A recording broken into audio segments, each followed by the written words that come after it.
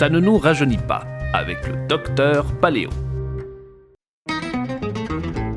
Bonjour à tous, Docteur Paléo au micro pour vous parler de paléontologie et d'espèces disparues. Aujourd'hui, dans cet épisode spécial, je vous présente le paléontologue Roy Chapman Andrews. J'avais promis de revenir sur cet homme exceptionnel du XXe siècle dans l'épisode sur le Protoceratops, je m'y tiens. Cet Américain survolté était d'abord un intrépide explorateur avant de s'intéresser à la paléontologie. Né en 1884 dans le Wisconsin aux États-Unis, il adorait se promener dans les forêts, les prairies et les falaises du sud de l'État. Il se forme tout seul à la taxidermie, ce qui lui permet de financer ses études au Collège Beloit. Tout de suite après son diplôme en 1906, on lui refuse un poste au Muséum d'histoire naturelle de New York. On l'engagea tout de même comme concierge et comme assistant dans le département taxidermique du musée où il se forme dans l'étude de mammifères. Sa première mission que lui confie le musée était de rapporter le squelette d'une baleine échouée sur Long Island.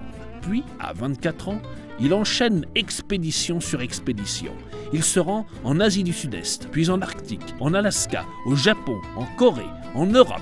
Son expédition la plus célèbre, marquant à jamais l'histoire de la paléontologie, c'est sa série d'expéditions dans le désert de Gobi, en Mongolie, entre 1921 et 1930. Une série d'expéditions dans le désert en chameau, en automobile, avec des technologies de pointe.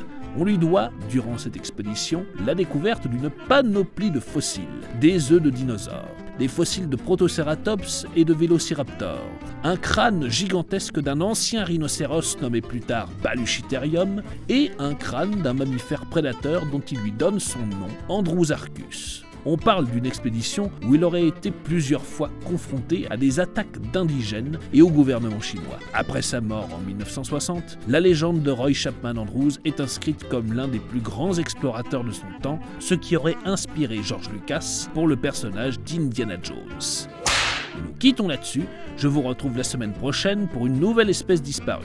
À très bientôt, je ferme le micro.